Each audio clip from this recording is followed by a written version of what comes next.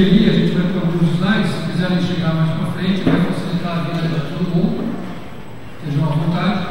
E eu queria chamar para compor a mesa o Henrique Lian, do Instituto Ethos, e Brasília Margarida, do Instituto Democracia e Sustentabilidade, nossos parceiros aqui.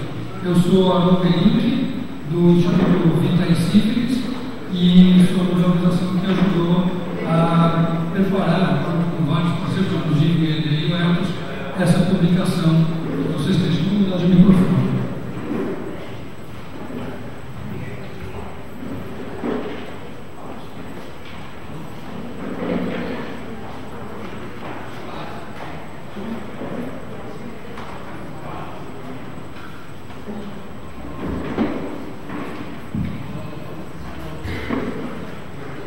Alô? Ok. Bom,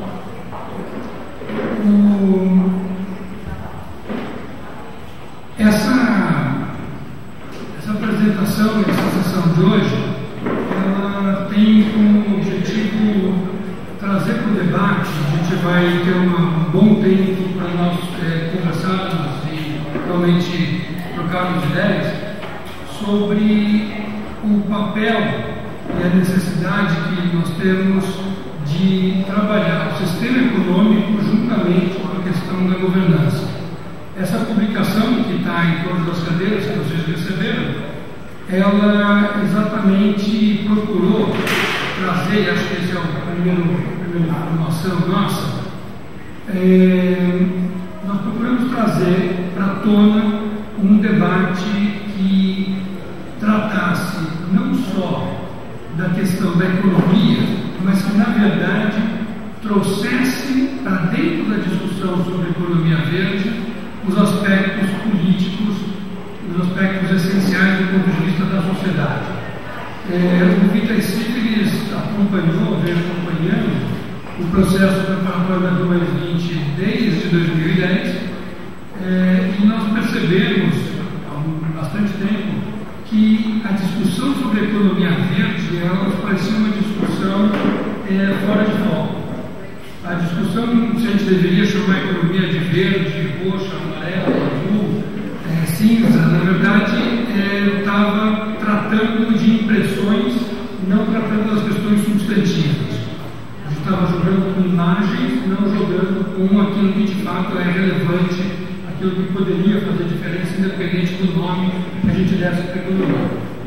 E, nesse sentido, nós identificamos 4 questões centrais do debate.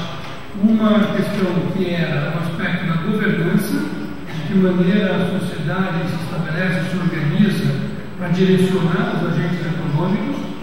Uma segunda questão, que é a questão das finanças, de que maneira o dinheiro e uma linguagem monetária pode ser um risco se utilizada para bens comuns, se utilizada para aquilo que são os ativos da natureza e da sociedade, mas ao mesmo tempo a questão de que, sem utilizar uma linguagem capaz de ser absorvida pelo sistema econômico, nós teríamos uma dificuldade muito maior de realmente trazer e implementar as decisões, as vontades que nós temos de fazer uma mudança no cenário econômico. Uma quarta questão que nós discutimos foi a questão dos empregos, e não só dos empregos, mas dos modos de vida, e da produção e consumo sustentável.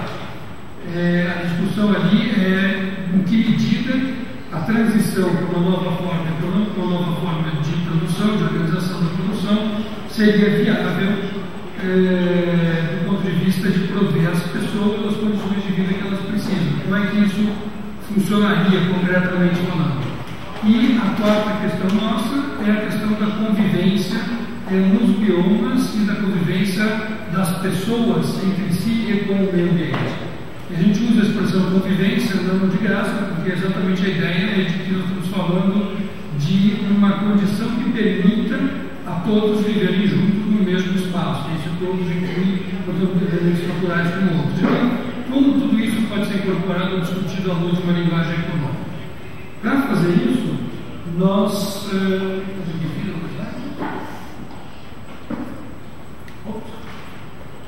Então, para isso, nossa ideia, né, nosso mecanismo foi criar um ciclo de debates em que nós pudéssemos conversar com organizações e com públicos de origens muito diferentes. Nós fizemos questão, e isso está refletido na publicação, de falar com desiguais. Não queremos e não procuramos falar só com quem concordava, nem conosco e nem entre si, mas sim que tivessem uma preocupação real com essa transição que nós estamos vivendo e que a nossa sociedade está vivendo. Esse foi um ponto. Um outro ponto importante foi, já que essa é a nossa abordagem, essa diversidade, fazer um mapeamento dos consensos e procurar construir consensos, mas também mapear e declarar quais são os dissensos, quais são os aspectos em que nós entendemos que não há um acordo, mas qual é esse desacordo, onde ele está, para a gente poder começar a partir para a ação.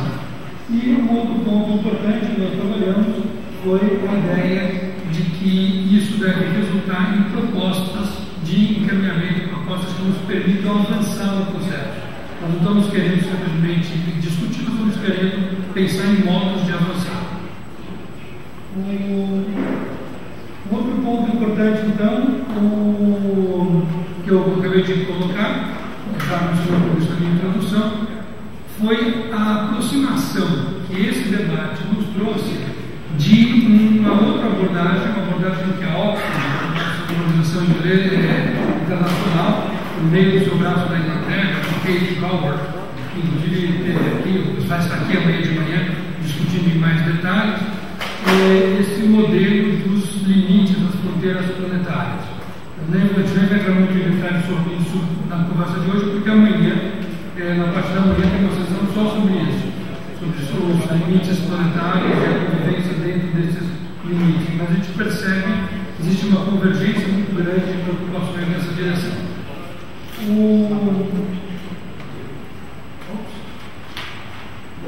Aqui, como eu falei, são os 4 temas.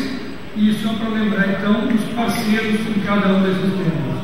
Na questão da convivência e da sustentabilidade dos biomas, o nosso parceiro foi o Fórum Brasileiro de ONGs e Movimentos Sociais, o FBONS, que é uma rede que congrega um número bastante expressivo de organizações do Brasil inteiro e que tem essa origem ambientalista e evoluir para a questão socioambientalista, procurando incorporar os dois lados. Na discussão sobre empregos, nós trabalhamos com a CUT e com a Sustainable. Você lembra uma fundação espanhola que, como o nome diz, mistura questões trabalhistas e questões de sustentabilidade. Também muito envolvido no processo da Rio +20. Sobre a questão de governança, nosso parceiro foi o Instituto Democracia e Sustentabilidade, representado aqui pelo brasileiro, que é um dos diretores, dos fundadores, e vai contar um pouco mais sobre a própria IDS, me alongar aqui. E sobre o tema de finanças, nosso parceiro foi o Instituto Ethos, de Empresas de Responsabilidade Social, representado pelo Henrique Guilherme, que também vai poder falar um pouco sobre o próprio Ethos, e que tem essa proximidade direta com o setor empresarial. Durante o processo de debate, então, o que nós fizemos foram 4 mesas redondas, envolvendo aproximadamente 40 organizações de diferentes setores. Essas mesas redondas não foram assim, eventos massivos, foram eventos relativamente pequenos, para permitir um debate mais aprofundado, a partir do qual cada um dos parceiros responsáveis por cada um dos temas desenvolveu o texto que vocês têm na publicação e procura delinear esse resultado, essas ênfases de cada um dos 4 debates.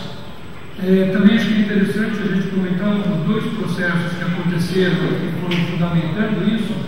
Um deles que foi durante o Fórum Social Temático, em janeiro, nós tivemos 2 grandes reuniões, uma sobre convivência, desenvolvida pela FBONS, e outra sobre governança, pelo IDS, onde nós tivemos aí sim um público bem maior, bem mais diversificado, que também gerou subsídios importantes aí para esse trabalho.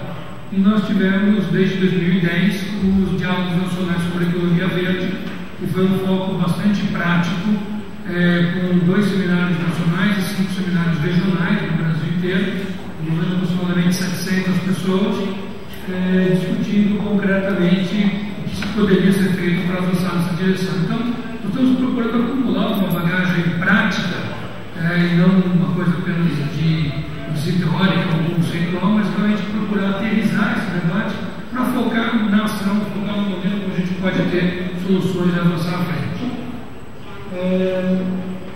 Algumas conclusões gerais que nós percebemos dentro disso. Eu acho que de toda essa diversidade, algumas coisas emergiram como consenso, como caminhos de consenso que parecem bastante próximos. Isso foi muito importante para nós.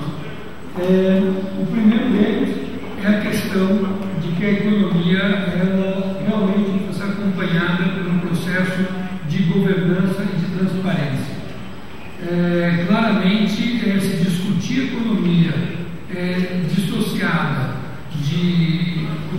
da discussão sobre governança seria, do nosso ponto de vista, um grande problema, porque você estaria simplesmente colocando na linha de frente, no objeto de uma atividade econômica que eventualmente ela serve a si mesma, em vez de servir à sociedade, estamos colocando bens extremamente preciosos, os bens comuns, aquilo que hoje a natureza provê para as pessoas.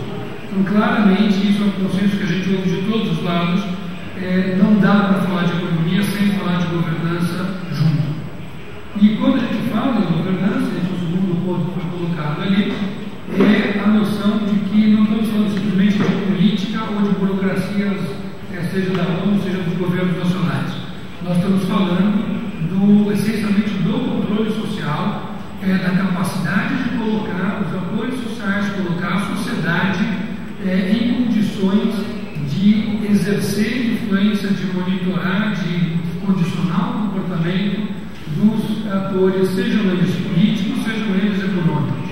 O exemplo mais claro, como a gente está vendo agora, o que acontece na Europa, o que está acontecendo, ela evidentemente tem a ver com um sistema econômico que ele é dissociado da realidade, dissociado da base social da economia produtiva, e acaba, obviamente, criando situações em que nós socializamos os prejuízos, privatizamos os lucros e se coloca uma rede de segurança social em que sacrifícios são impostos à grande maioria da sociedade para simplesmente segurar a irresponsabilidade que já gerou ganhos para uma série de atores.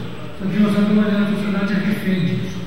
E isso é uma coisa muito, vamos dizer assim, uma marca muito forte do tempo que a gente vive e que necessariamente precisa ser modificada.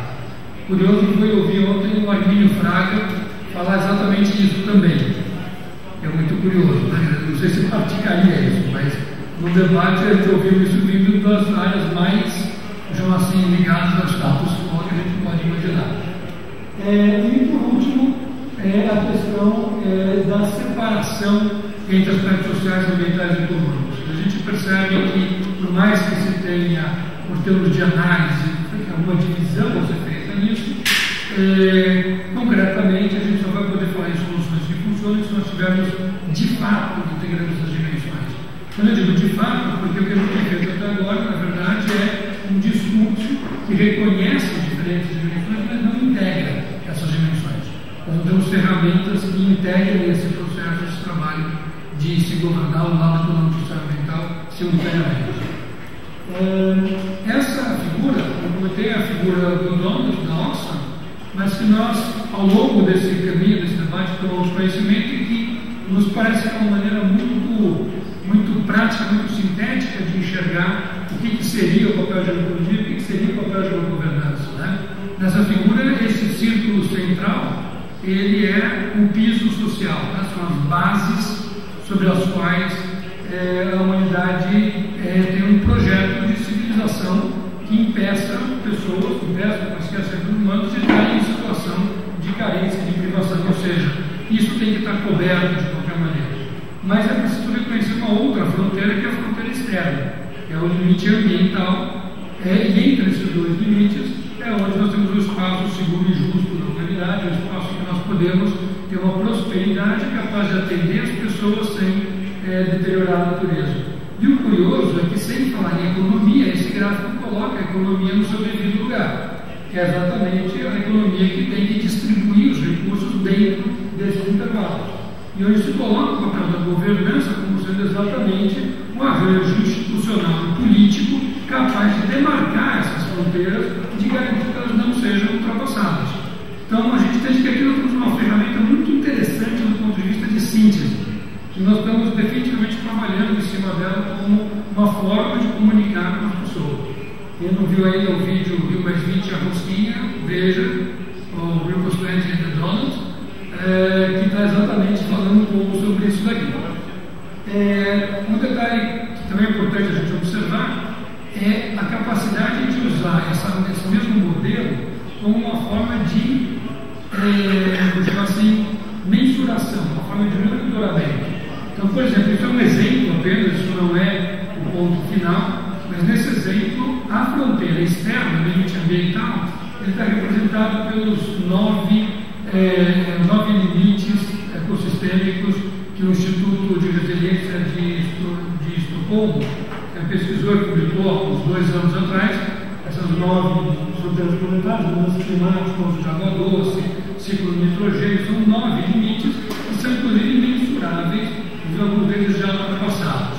E o que está no círculo central, nesse exercício que foi feito pela Oxfam, como primeira abordagem, foram utilizados os 11 temas mais consensualmente apontados como necessidades da sociedade no processo de consulta que antecedeu a Rio Mais 20. Como vocês devem lembrar, a organização da Rio Mais 20 foi uma consulta aberta durante alguns meses, em novembro do ano passado, e nessa consulta esses 11 temas foram identificados como sendo aqueles de maior consenso. Mas, obviamente, a gente pode reconfigurar dentro da mesma lógica essas métricas para diferentes realidades, locais, globais, nacionais, estaduais. Então, ali tem um mecanismo para trabalhar e, obviamente, pensar em agregar a questão da equidade, da distribuição dos recursos dentro desse intervalo. Obviamente, isso também é uma coisa que faz parte. O fato de haver limites inferiores e superiores já limita, já impõe alguma distribuição, mas não só isso. E, aqui é o vídeo que eu comentei, então tem mais informações sobre isso no nosso site. Então, resumidamente, esse foi o caminho que nós seguimos nesse debate. Eu acho que passaria agora a bola para os meus colegas para eles poderem enfatizar um pouco das áreas em que cada um deles debateu, quais foram os pontos mais destacados e, eventualmente, nas outras 2 sessões, onde nossos colegas não puderam comparecer, eu mesmo posso complementar e fazer. Eu peço desculpas porque 2 das pessoas que estavam previstas tiveram algum problema, não conseguiram comparecer hoje. Uma era o Rubens Morn, e a Silvia Alcântara, da FBOM, seria um ou outro, e outra pessoa era a Laura Murilo, da Sustainable, e por algum motivo eu nem vi ela aqui no Brasil, não sei se ela acabou vindo para cá. Mas, de outra maneira, a gente pode ajudar a trazer, e eu tenho registro dos debates com vocês. Muito obrigado, e agora eu passo a bola para o Henrique Viana.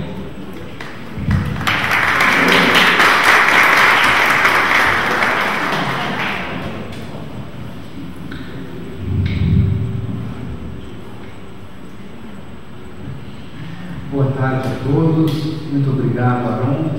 Eu vou contar rapidamente 15 anos de história em 10 minutos para depois nos focarmos no trabalho, porque o convite do Vitacílios para que o Etos contribuísse com os debates que deram origem a essa publicação chegou num momento muito especial do nosso instituto.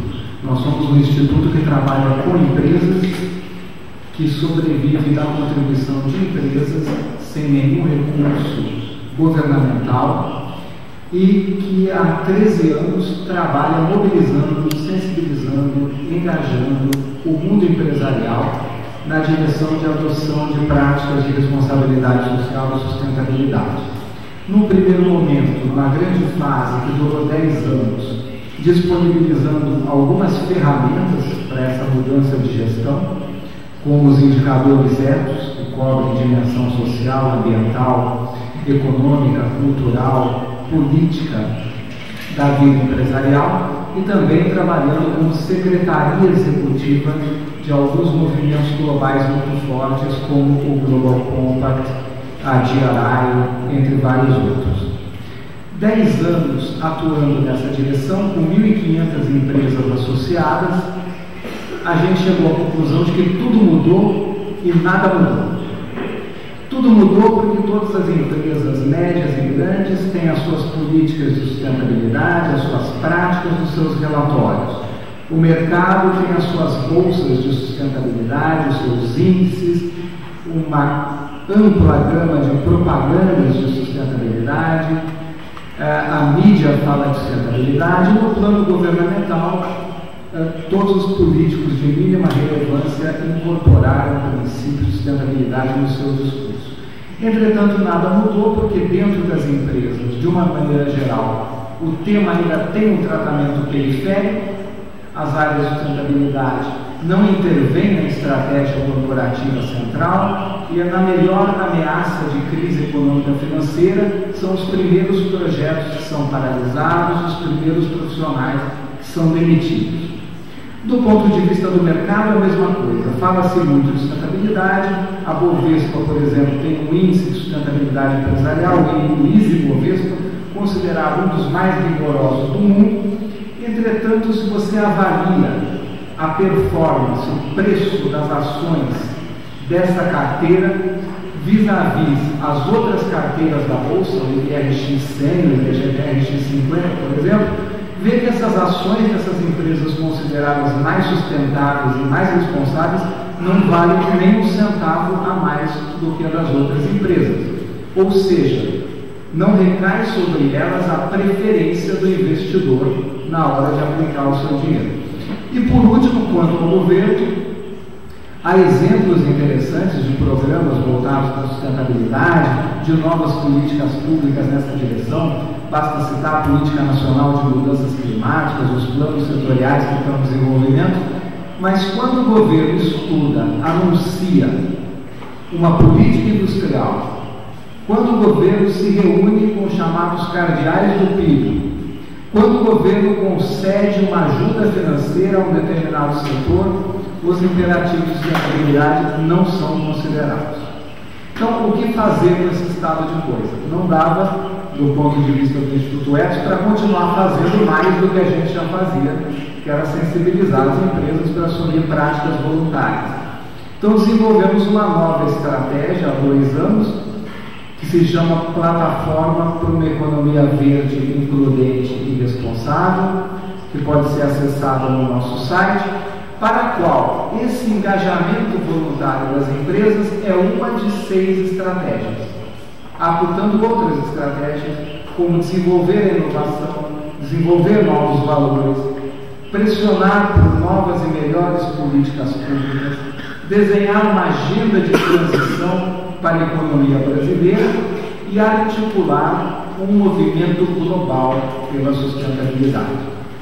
Então, foi no momento de estar desenvolvendo essa plataforma que chegou o convite para que o Etos coordenasse esse trabalho de discussão sobre financiamento, sobre finanças da nova economia ou da economia verde.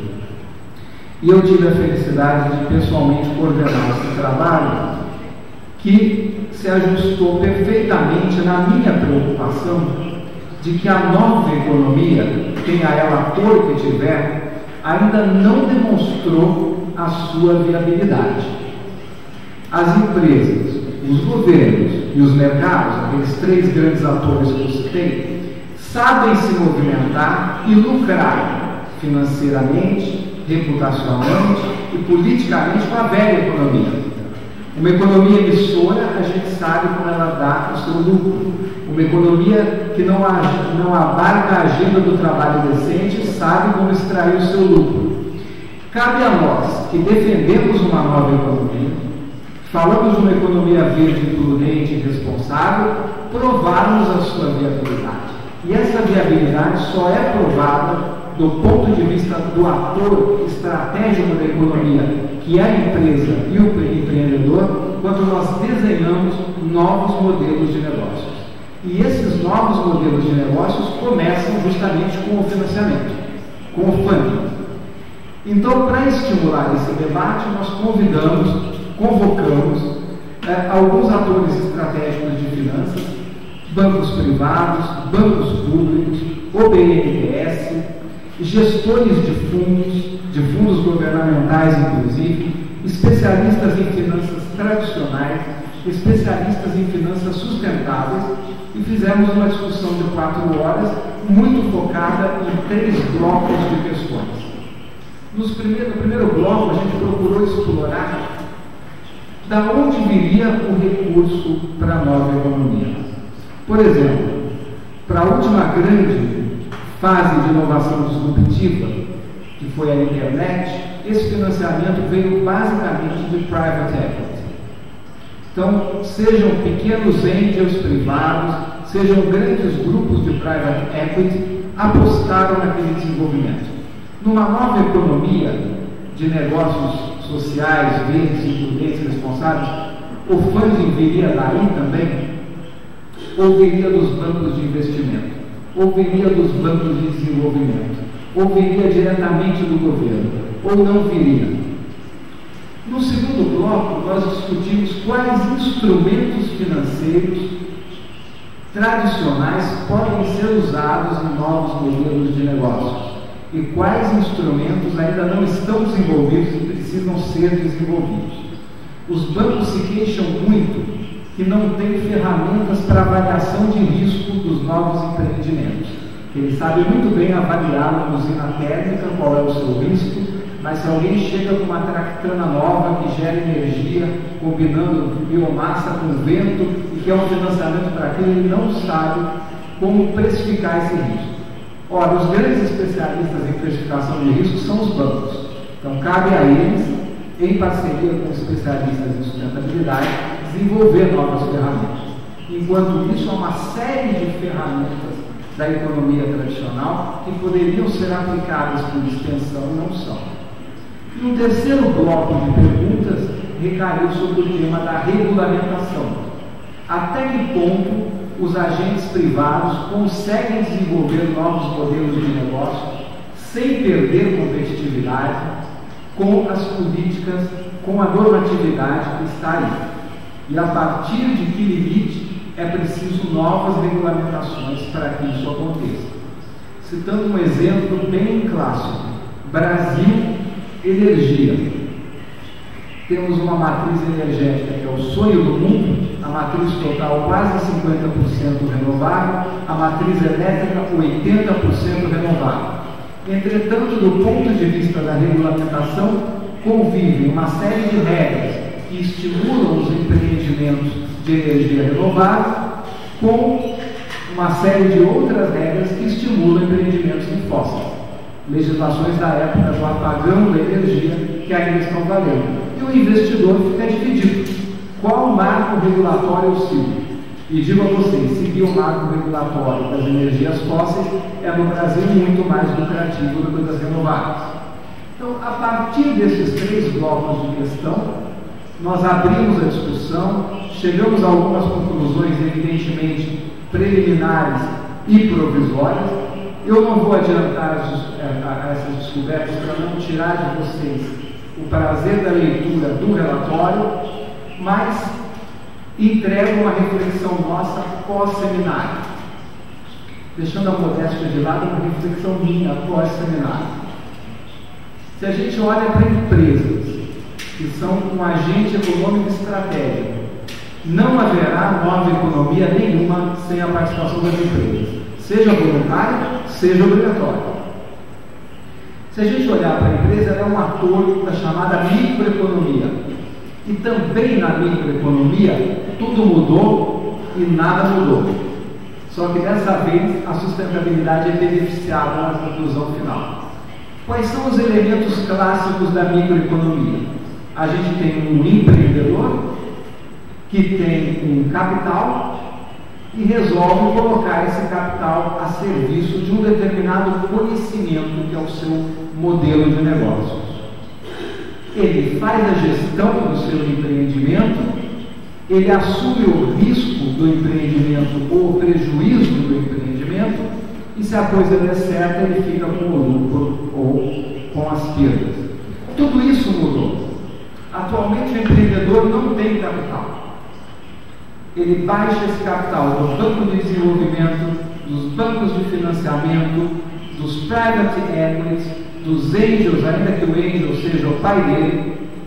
Ele não tem conhecimento, ele conheceu alguém que tem lá um conhecimento que ele achou que é uma boa ideia e traz essa pessoa ou essa ideia para aplicar o capital. Ele não faz a gestão do empreendimento, investidor nenhum sabe gerir negócio nenhum, contrata um executivo que vai lá gerir o seu negócio, ele não assume risco nenhum, ele securitiza esse risco. As seguradoras aprenderam a ganhar dinheiro com isso, se der certo elas são remuneradas, se der errado é um entre tantos, e ele não fica com o lucro ou com o prejuízo sozinho, ele fica com uma minúscula fatia disso, porque todo mundo que apostou e deu certo quer um pedaço, todo mundo que apostou e deu errado perde um pedaço. Então tudo mudou, mas o essencial do espírito empreendedor não mudou. O empreendedor é o indivíduo que entende qual é a próxima fase da economia, qual é o próximo ciclo de negócios, e vai atrás do capital, do conhecimento, do know-how, da securitização e faz esse negócio acontecer. E está absolutamente evidente que o próximo ciclo de inovação, que na verdade começou na década de 70, com a primeira crise do petróleo, é todo voltado para o que nós chamamos de negócios verdes e ou sociais. Então, isso é uma transição inevitável de uma economia antiga para uma economia moderna, mas precisa modelar e regulamentar. E foi isso que a gente buscou discutir para trazer para esse relatório.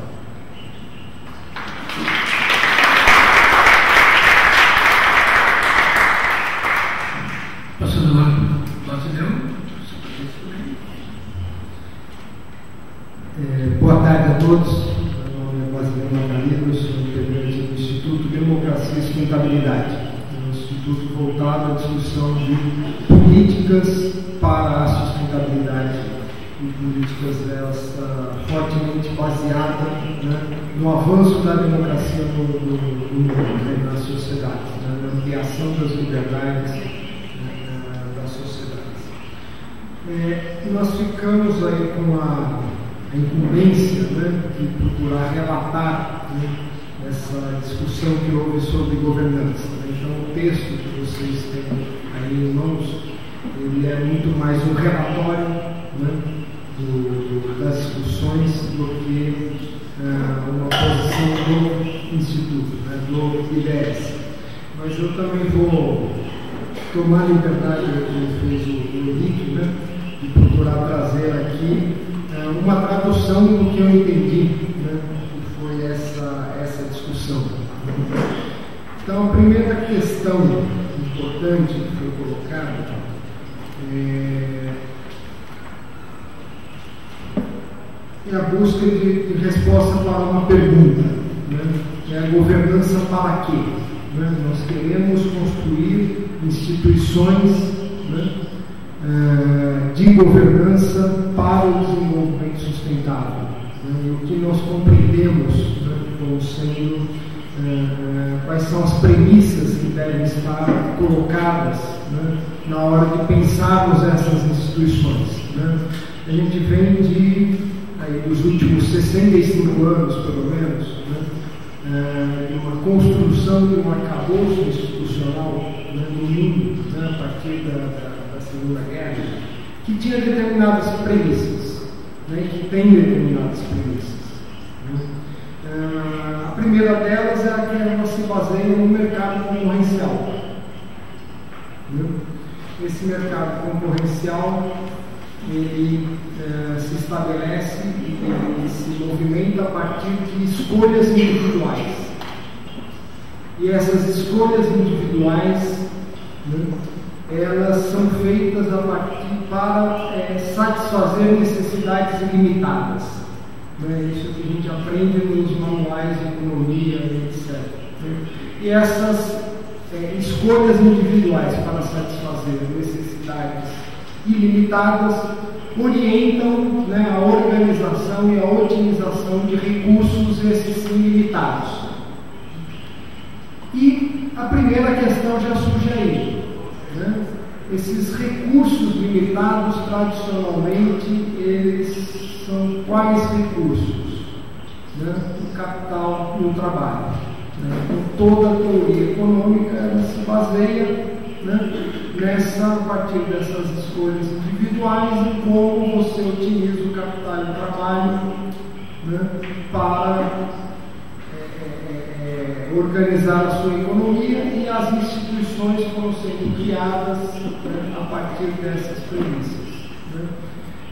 Agora surge, uma outra questão, que acho que o Aron já colocou, né, que é aquele círculo de forma, né, que além do capital e do trabalho limitado, você tem também uma crescente, né, percepção, né, de que existe um outro recurso também limitado,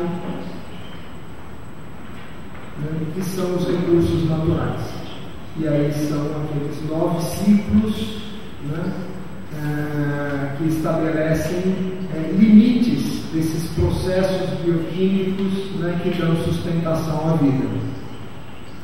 Então a gente já é induzido, né, a repensar essas premissas, né, a partir da necessidade de se introduzir, né, um novo, né, pensamento aí que nós temos que lidar também com os limites da natureza, né, frente a uma velocidade acelerada, né, de redução de biodiversidade, né, uma velocidade acelerada de emissão de gases de efeito estufa, né, uma velocidade acelerada de comprometimento de recursos fundamentais como água, terra cultivável e etc. Então, como, né, lidar com esse novo elemento, essa nova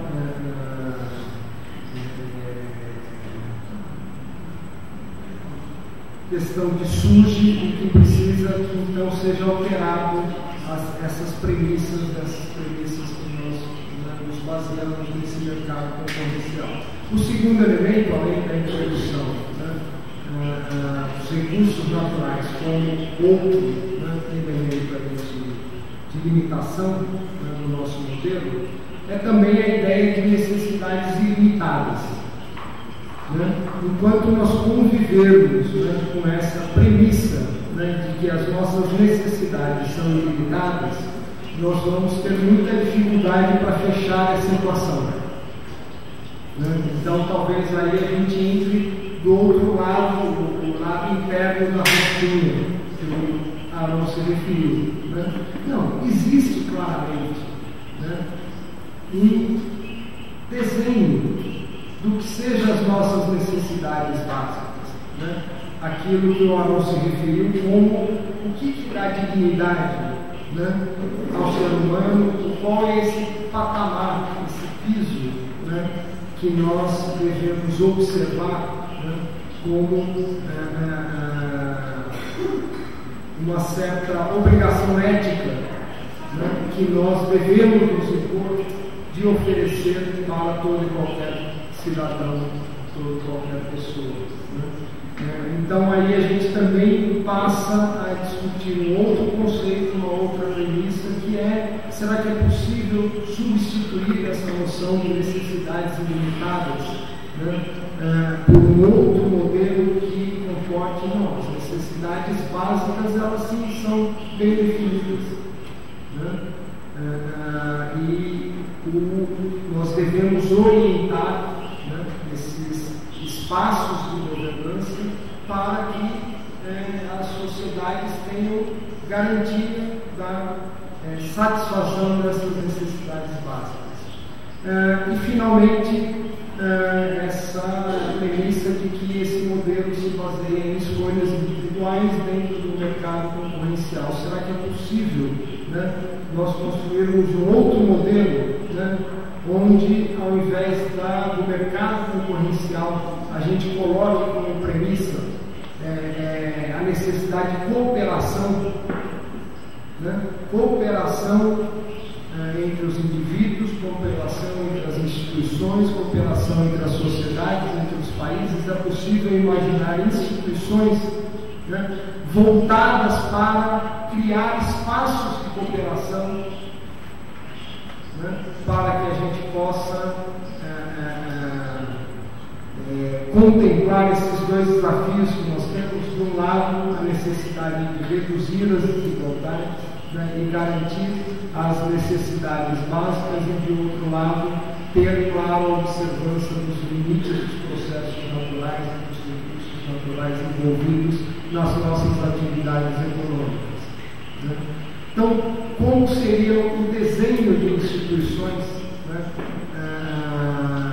voltadas para a cooperação e, óbvio, preservando o espaço, espaços concorrenciais, onde você vai, enfim, ajustar, né, esse sistema, mas como se constrói, né, um processo de governança e instituições que possam garantir, né, um novo modelo baseado nessas premissas, né, de cooperação, de necessidades limitadas e de recursos naturais finitos, né? Bem, infelizmente, né, isso foi uma discussão intensa, né, no seminário. Não é nada disso que está em discussão na Rio+20. Né? O que está em discussão na Rio+20 é muito menos do que isso, né? Basicamente, o que está em discussão na Rio+20 é como se organizam as estruturas organizacionais da ONU para lidar com o desenvolvimento sustentável, né? Que é já uma reflexão, e mesmo essa reflexão, né, muito mais limitada, né, que poderia ter em contrapartida, né, por ser mais focada, uma capacidade de resolutividade maior, né, mas essa capacidade de resolutividade nós também não estamos observando nas discussões, né, que estamos tendo até o momento, pelo menos. Tivemos muitos, né, estamos aí no nosso deadline para chegar ao documento acordado para levar os chefes de Estado, né, nas rodadas de alto nível, né? E parece que ainda estamos longe de obter certos consensos em torno de aspectos muito importantes, né? Mesmo dentro desse foco, né, menor que está colocado as discussões da Rio+20 no que se refere aos aspectos de governança, né?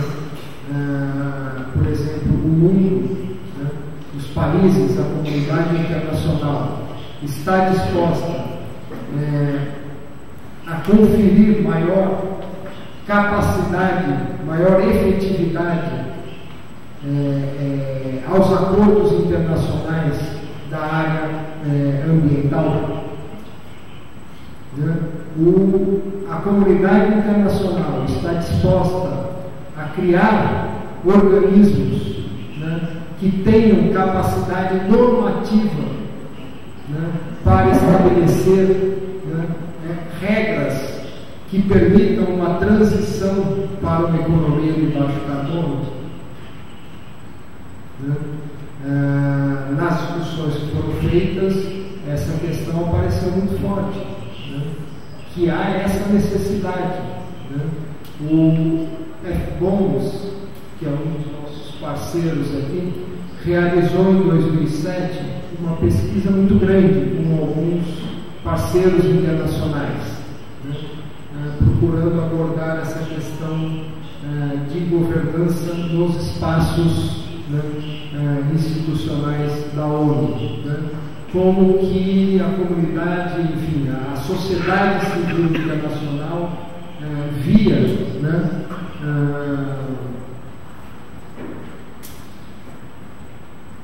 o desenvolvimento, né, do arcabouço institucional na área ambiental.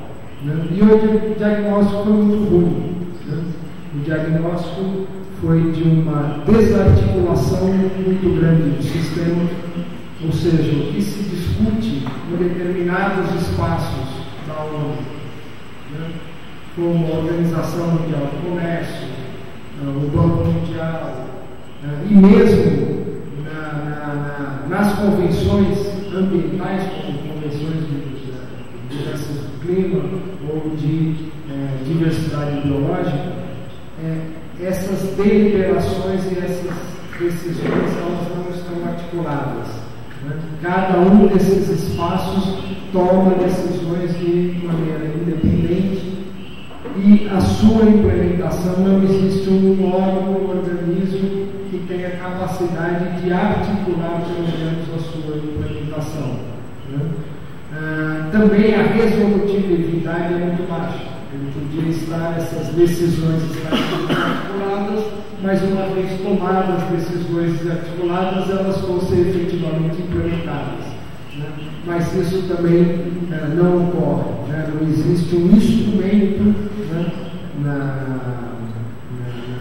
Organização das Nações Unidas que permita que os países sejam cobrados pela implementação daquilo que é decidido, né, nos espaços coletivos. Então, esse diagnóstico levou fortemente, né, aquelas instituições envolvidas, né, a opinarem de que é necessário hoje, né, a criação de um órgão com poder normativo. Né? Depois dessa discussão, inclusive, se desenvolveu em outros espaços, né, para a criação de uma organização com essas competências, ela exige um tratado entre os países. Né? E que, obviamente, para a construção desse tratado exige-se tempo, né? Existe muita discussão, muita negociação, etc. Mas que era possível já uma primeira, a partir da Assembleia Geral da ONU, né? Era possível já uma primeira medida, né, de transformação do PNUMA em uma agência, né, com um grau menor, né,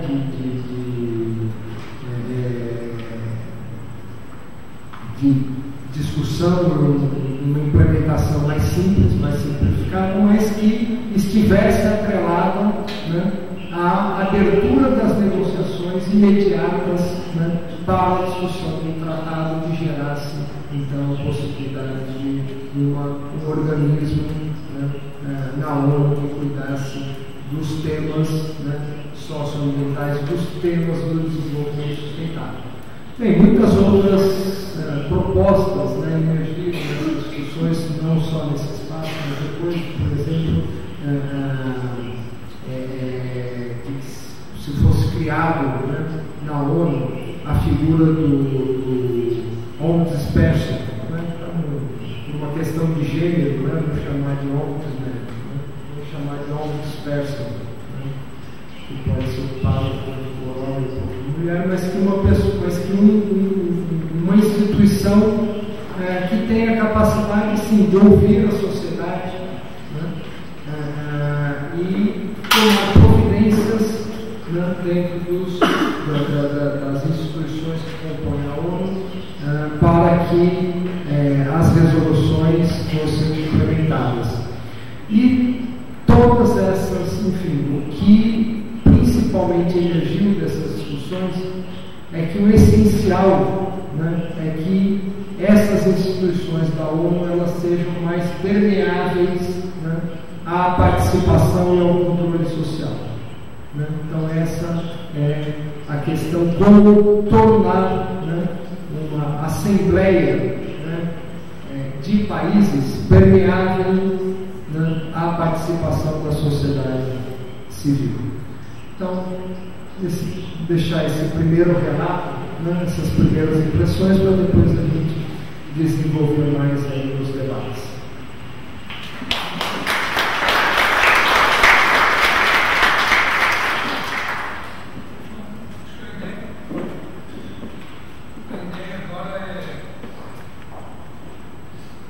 Agora eu ouvi um pouco de vocês, dúvidas, perguntas, comentários, né? Então, acho que tem um microfone aqui disponível.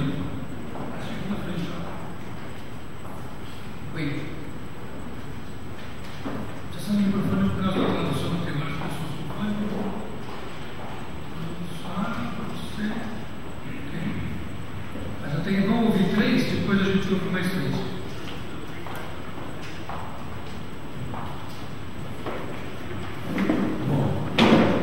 Eu acho que eu sou o primeiro porque eu tenho uma data branca. Bom, em 2003 o João Silver escreveu, publicou um livro fantástico que se chama Os Novos Mestres do Mundo e os que existem. E as 3 organizações que vocês representem são precisamente entre as que existem, então com gratulação. Eu tenho uma preocupação muito forte com relação ao gargalos, os obstáculos para o desenvolvimento e o crescimento de uma nova economia, que é ligado ao que eu acho até que poderia ser uma doença, e que é ligado a uma tendência, um grande número de membros da raça humana, de querer acumular riquezas de modo sem limites, simplesmente para acumular riqueza, o que se chama a concupiscência por dinheiro romântica. Eu não sei se vocês já pensaram na necessidade, porque nós temos em todos os países do mundo esse tipo de gente. E muitos deles ocupando posições de decisão. O que podemos fazer para tentar sanear este ambiente?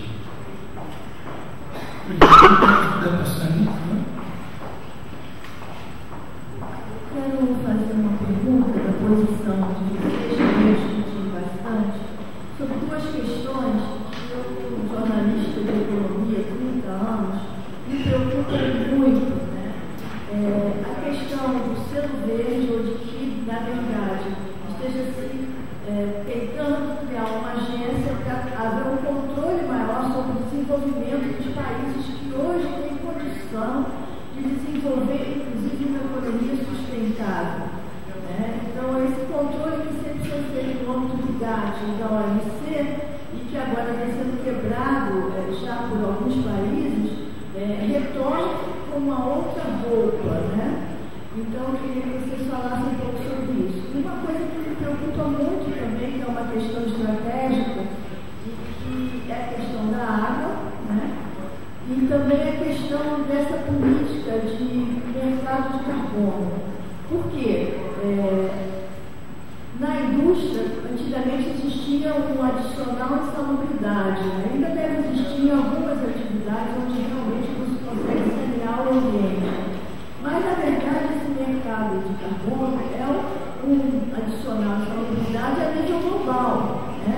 E do ponto de vista estratégico, ele também pode ser um fator de pressão para controlar o desenvolvimento de economias que têm que desenvolver algumas produções que são necessariamente poluentes, como a retirada de petróleo, gás natural, etc. Então, eu queria que vocês falassem um pouco sobre isso.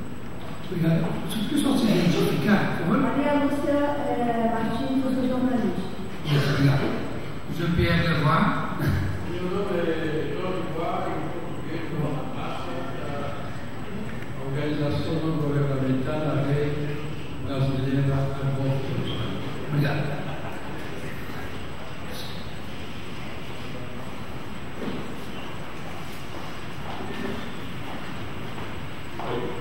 Obrigado. Meu nome é Emílio Bacana, trabalho com projetos de desenvolvimento do mercado no Brasil e na África.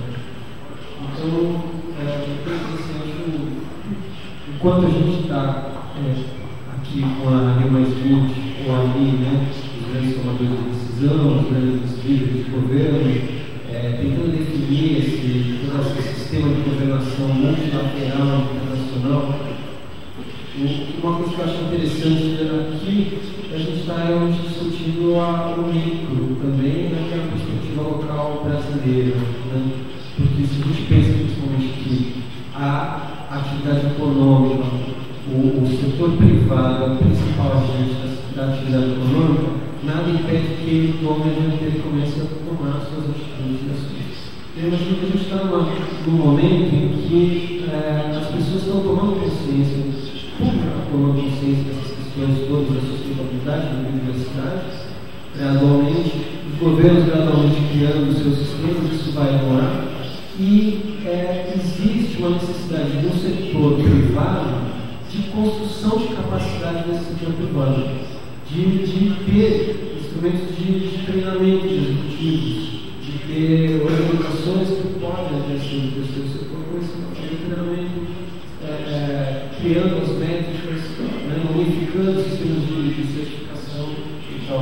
Então, uma coisa que eu queria saber de vocês é se as vossas organizações trabalham algo nessa linha, se vocês conhecem organizações que estão trabalhando, pessoas que estão trabalhando nessa linha, de já tomar de começar a trabalhar, enquanto os planos de decisão estão também trabalhando mais devagarzinho. Obrigado. Ok, vamos começar aí. Primeiro?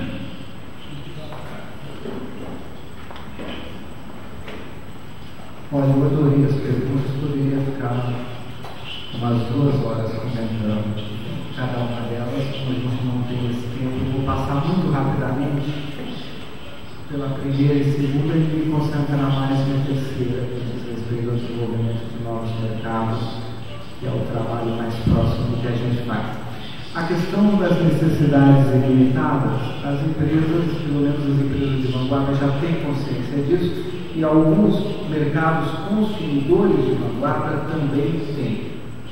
Isso ainda é restrito a alguns nichos, mas é crescente e muitas vezes implica que a empresa recomende ao mercado que consuma menos o seu próprio produto. Eu cito 2 movimentos. Tem um movimento nos Estados Unidos apoiado por empresas do setor elétrico que se chama Buy Buy Stand By. Um domicílio norte-americano médio consome até 10% da sua conta de energia em aparelhos ligados em stand-by, ligados na tomada e não em utilização. Basta tirar da tomada para essa conta cair. No Brasil tem uma rede de concessionárias de manutenção de veículos, a De Pascoal, que adotou uma política de sustentabilidade no ano passado que é só substituir aquilo que tem que ser substituído. Então, antes você ia com um problema no pneu, em qualquer uma dessas redes, e a recomendação era trocar os 4 pneus, os 4 amortecedores, as 4 molas, alinhar, balancear, etc. Atualmente, essa rede De Pascoal avalia o que precisa ser trocado e se o consumidor quiser trocar o outro lado, trocar tudo, aquilo que quiser, ela se recusa a fazer essa substituição, apostando não no lucro imediato, mas numa criação de valor de médio e longo prazo. Agora, repito, isso é muito incipiente.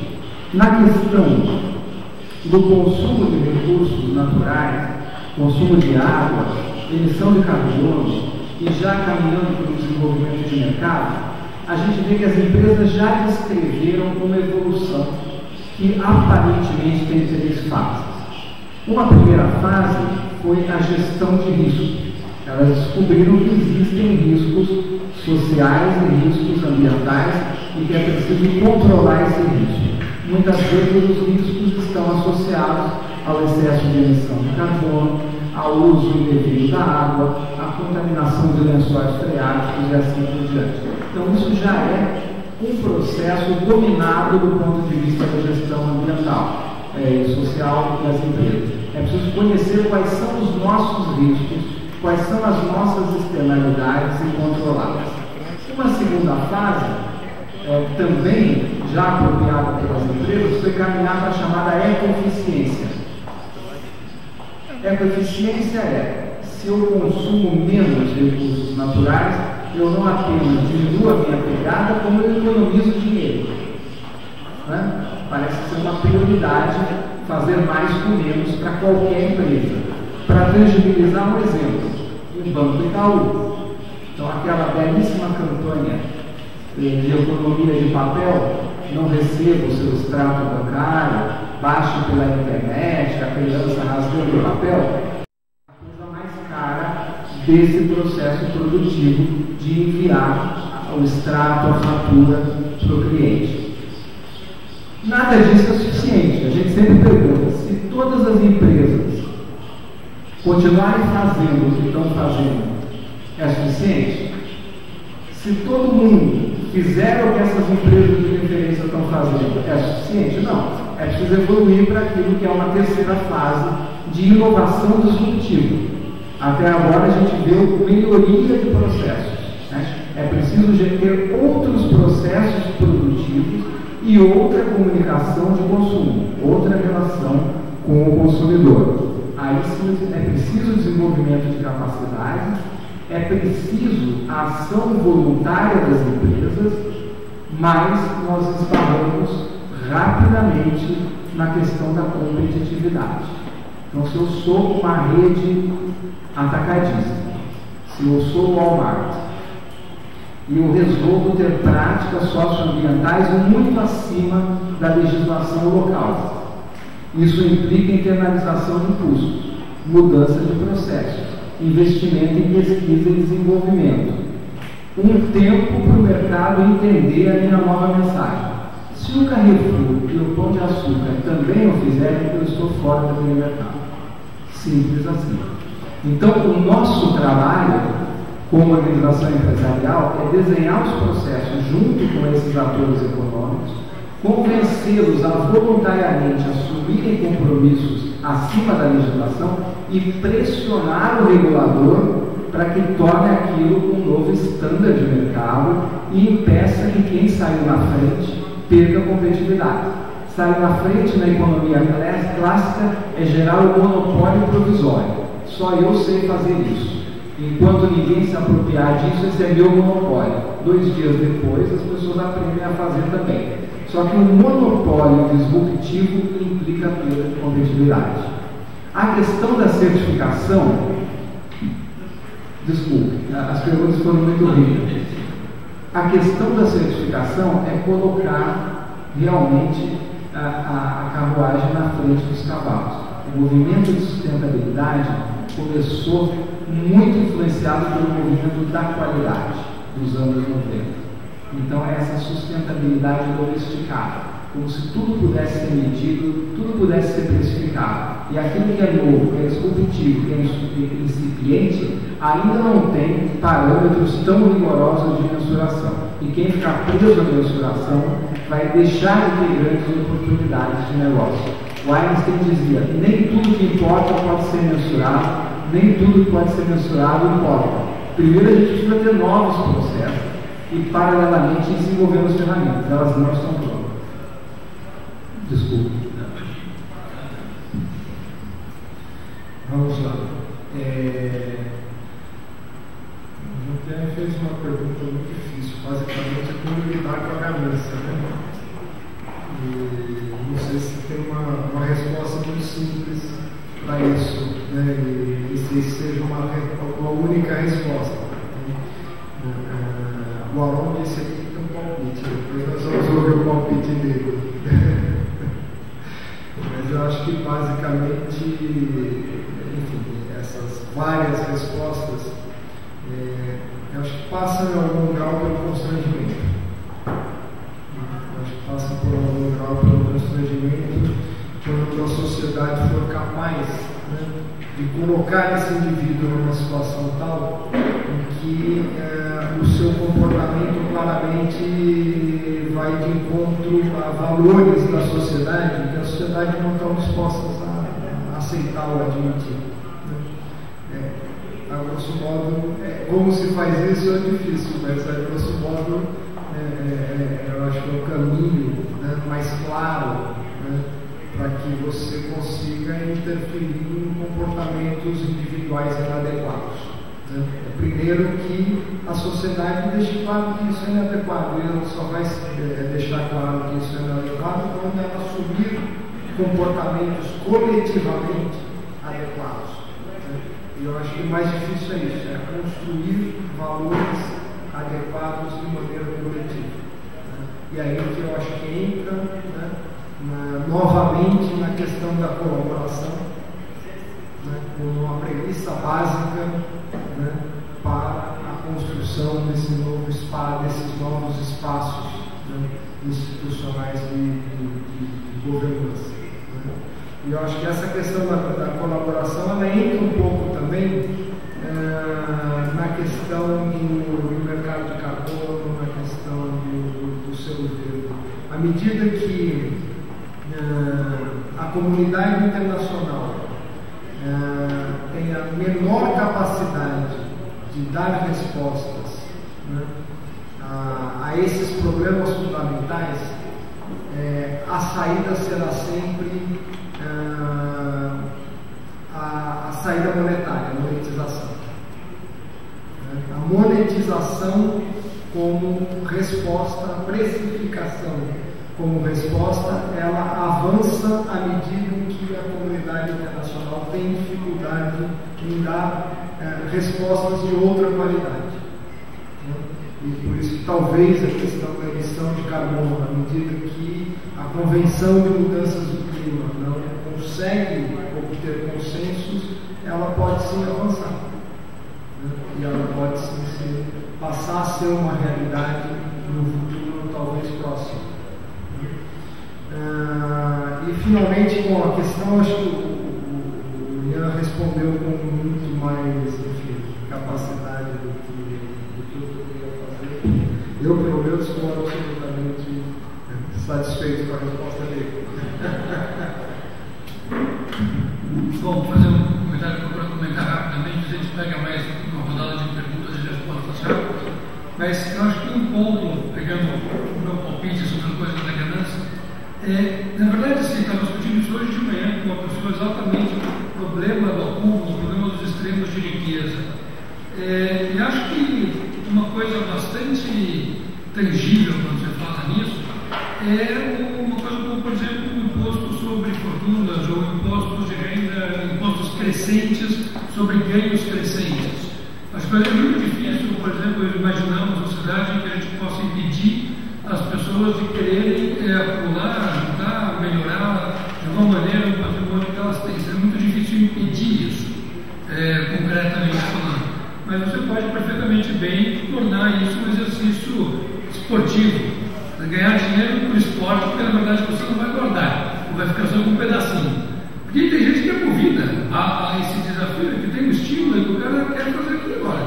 Isso não pode significar coisas disfuncionais como a gente vê hoje, com extremos absurdos, de pobreza e de riqueza. Imagino que tem mecanismos que possam trabalhar fortemente nessa direção. Agora, quando a gente fala em ganância, em tendência a acumular, eu acho que a gente tem que entender um pouco a nossa posição, a nossa questão como sociedade. A tendência das pessoas a quererem acumular dinheiro tem muito a ver com o medo do futuro. As pessoas juntam dinheiro porque elas têm medo de sofrer pelo fato de não tê-lo, de serem abusadas, de terem poder, de não terem saúde, de não terem assistência. Então, quanto menos acolhedora é a sociedade, no sentido de prover para as pessoas nas suas necessidades, maior a tendência das pessoas a querer acumular cada vez mais, até porque a experiência pessoal de cada um, desde que a gente nasce, é exatamente essa. Todo mundo nasce pelado e com fome. Então, assim, a gente ganha melhor de vida conforme você consegue, uma briguinha, uma comidinha. Quer dizer, e isso você aprende ao longo da vida. Quanto mais você se apropria de coisas, melhor você vive. Quer dizer, é difícil desaprender isso. E acho que cabe ao nosso sistema institucional condicionar o sentido oposto. Exatamente manter uma situação em que você realmente, a partir de um certo limite, não precisa mais. Agora, a sociedade precisa ser capaz de prover segurança. Se a gente acredita na sociedade, a gente é capaz de continuar, de ter menos apego, menos violência nesse sentido. E mitigar esse impulso. Sobre a questão de selo verde, de controle externo, eu acho que tem uma coisa importante que a gente precisa levar em conta, que apareceu também muito nos debates, é que nós vivemos uma ilusão. A nossa sociedade vive uma situação totalmente ilusória do ponto de vista de quanto valem, quanto custa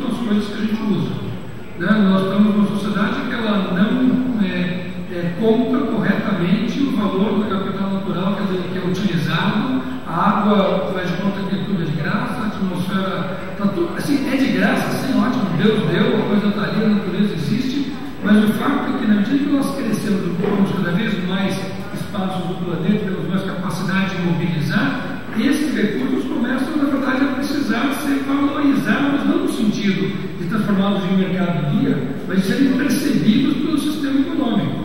Porque as pessoas têm uma situação humana em que o mecanismo da linguagem, das palavras, ele é muito limitado. Elas são muito inspiradoras, mas nós temos grandes dificuldades de nos comunicar por meio de palavras.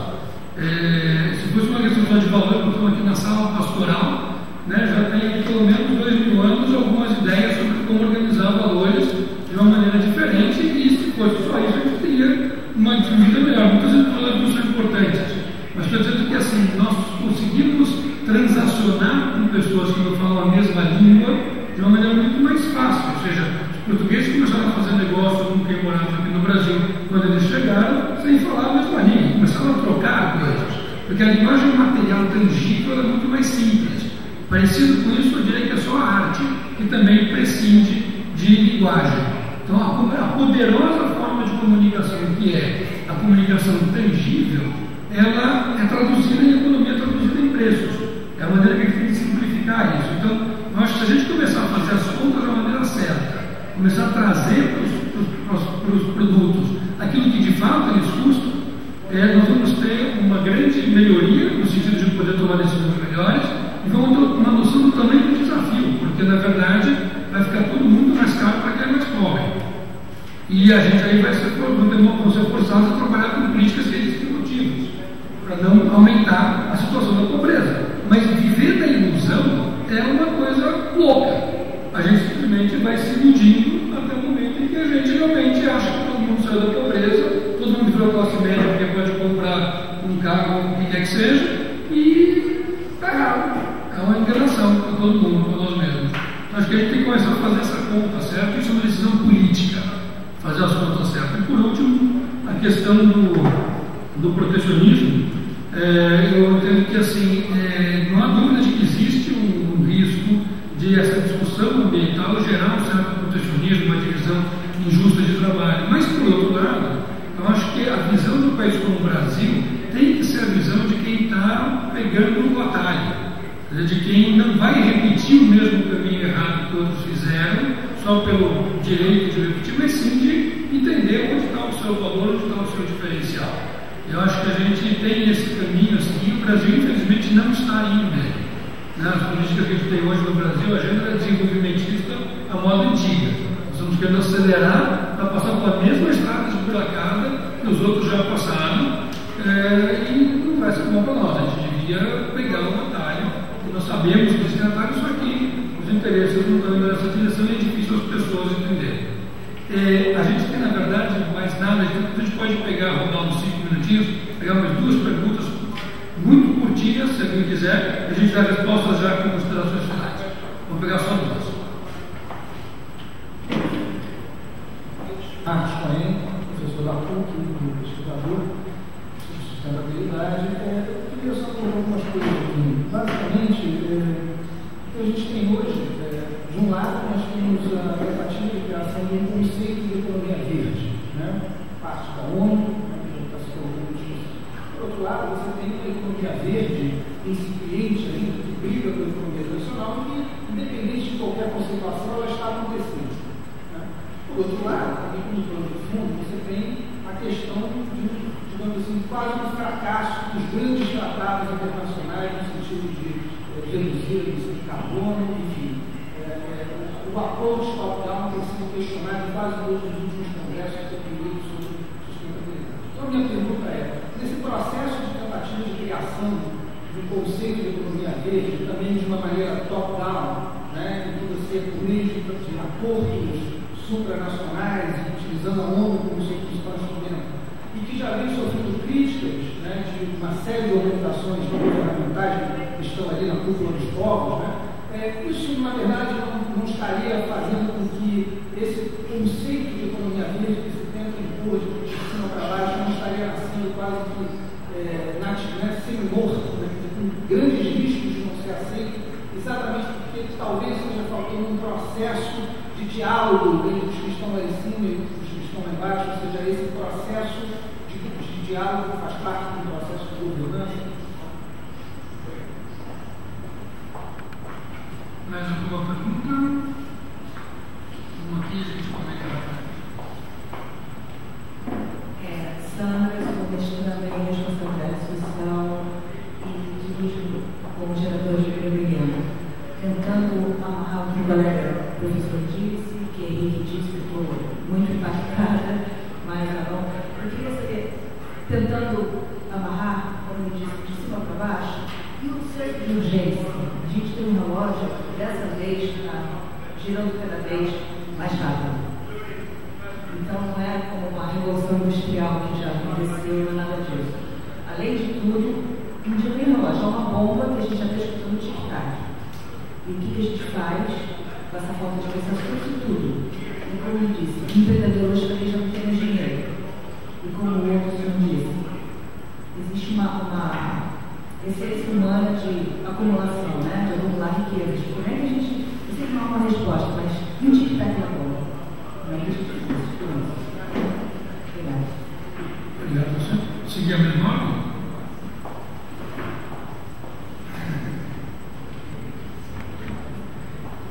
Obrigado. Primeiro, concordando muito com o Aron quanto às chamadas vantagens comparativas do Brasil, que a ministra do Meio Ambiente trata como credenciais verdes. Chegar atrasado, entre aspas, ao processo de desenvolvimento também tem as suas vantagens. Só não é vantagem tentar recuperar o tempo perdido de um processo que já mostrou seus limites.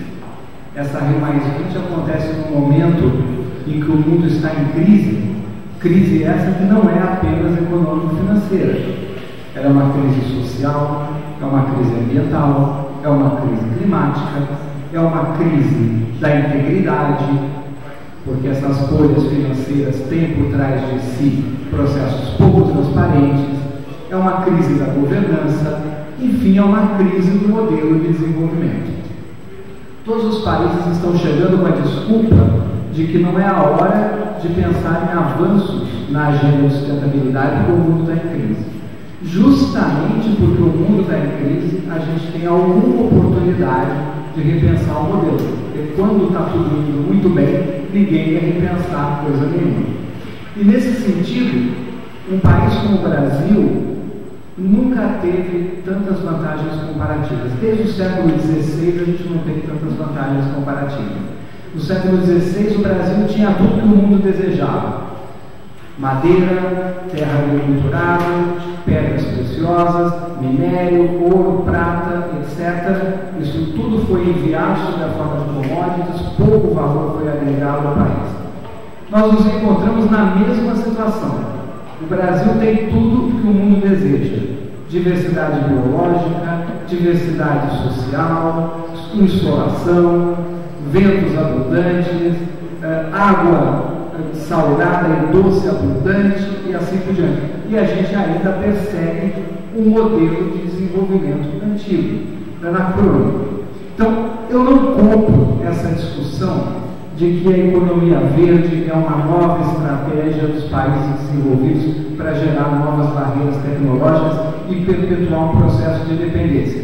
Ainda que haja essa intenção, não há a menor base para que os países em desenvolvimento comprem essa história, porque as grandes vantagens comparativas de uma economia verde não está nos países da OCDE, está justamente em países como o Brasil, desde que se apropriem dessas vantagens comparativas, modelem sob a forma de negócios no comércio internacional, nas economias locais e transformem vantagens comparativas em vantagens competitivas. Raramente os bons livros estão nas prateleiras das livrarias. Se a gente for às livrarias hoje comprar um livro do Michael Porter, a gente encontra lá o Sobre Competição, On Competition, e outras porcarias que ele escreveu nos últimos 20 anos. O livro fundamental do Michael Porter não se encontra em livrarias, está esgotado, só para baixar pelo Kindle e outras coisas, que se chama A Vantagem Comparativa e Competitiva das Nações. E se você lê esse tratado, você entende por que o centro de poder econômico está mudando. Infelizmente, alguns países, e eu incluo o Brasil, estão sentados sobre o pote de ouro e ainda não enxergaram isso. Muito bem. E isso tudo acontecendo numa situação em que nós somos premidos a dar resposta. Então eu queria entrar um pouco muito mais na questão da urgência. Né? Urgência em vários sentidos. Né? Urgência em reduzir a emissão de carbono. Nós temos aí uma contabilidade, né, de carbono, onde para que fiquemos abaixo dos 2 graus, né, de aumento da temperatura da Terra. E acima disso, enfim, segundo os modelos científicos, etc., entraríamos num processo muito perigoso, né, de destruição das condições, né, de manutenção da vida. Nós teríamos que emitir durante esse século todo no máximo 180 milhões de toneladas de carbono. Então essa seria a nossa conta corrente, né, para ser usada ao longo desse século. E acontece que na primeira década desse século nós já usamos 40 milhões de toneladas e está projetado até 2020 que nós usemos mais 50 milhões de toneladas, considerando a média, né, de emissões que nós temos a cada ano. Ou seja, nos primeiros 20 anos, né, nós teremos emitido metade do que se considera pela modelagem científica, enfim, do IPCC como o limite para se emitir durante todo esse século.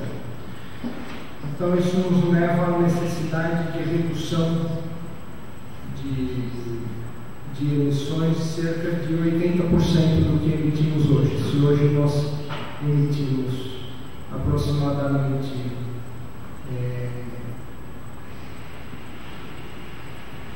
50 milhões de toneladas. Essa conta certa?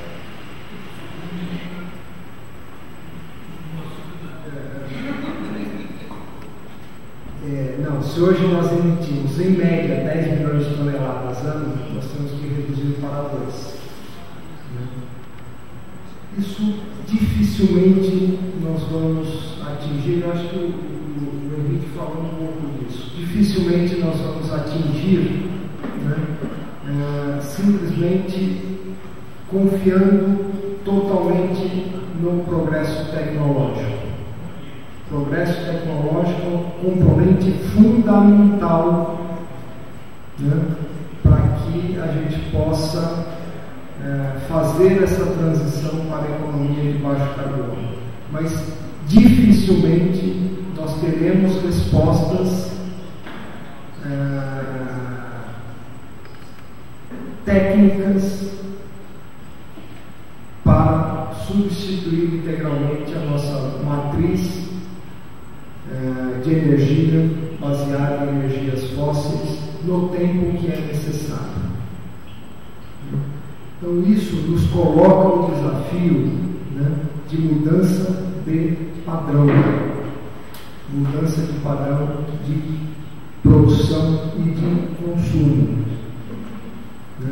Nós simplesmente aumentando a eficiência ambiental das nossas atividades, nós conseguiremos chegar nas respostas que nós precisamos nos tempos em que nós precisamos. E nós não podemos confiar que nós vamos inventar um novo padrão, a nova fonte energética que nos dará a resposta, né, que nós precisamos. Então, essa questão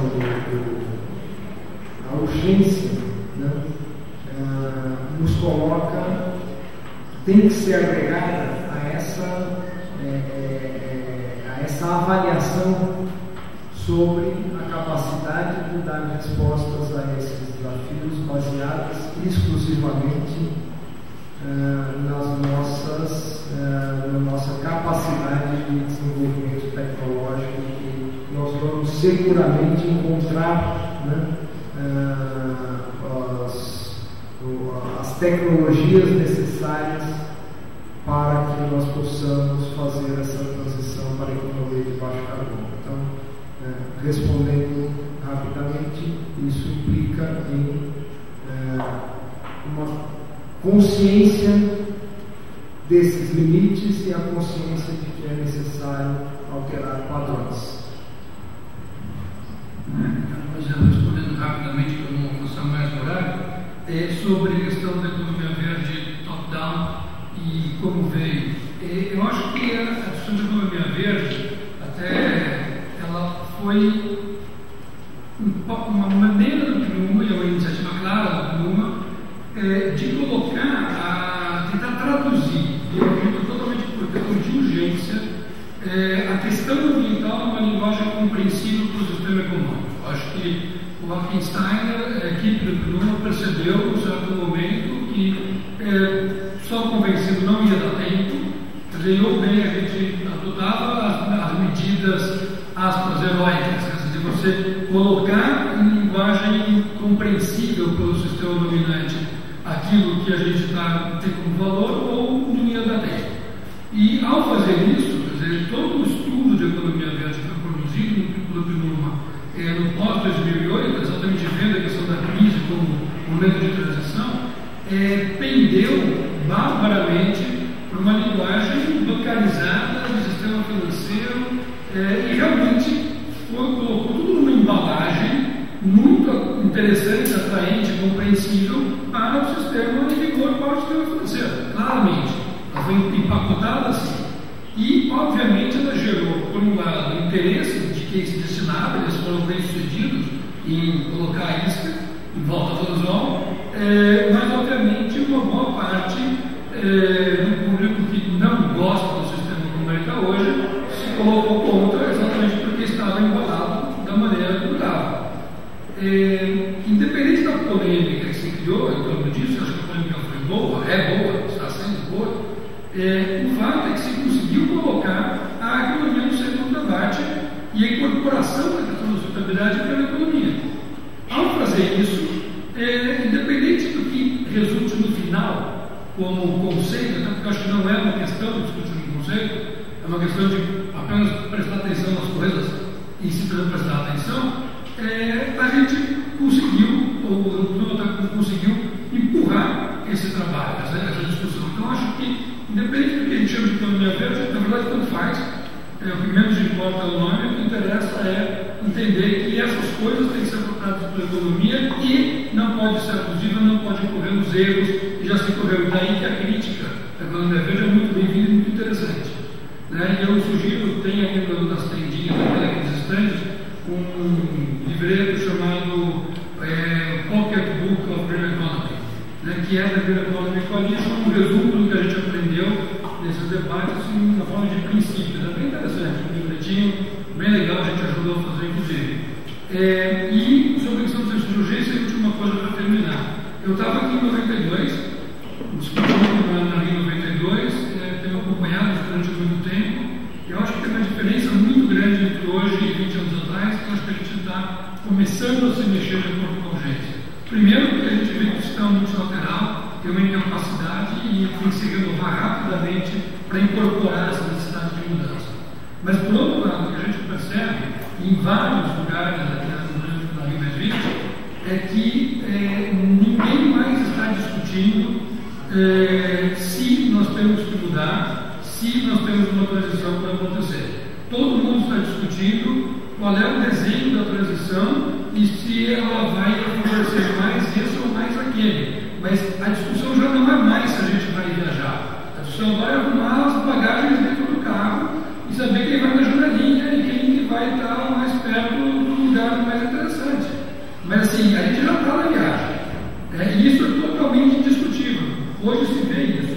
E é uma coisa que assim, está claramente configurada. As pessoas estão falando em 20, 30, 40 anos.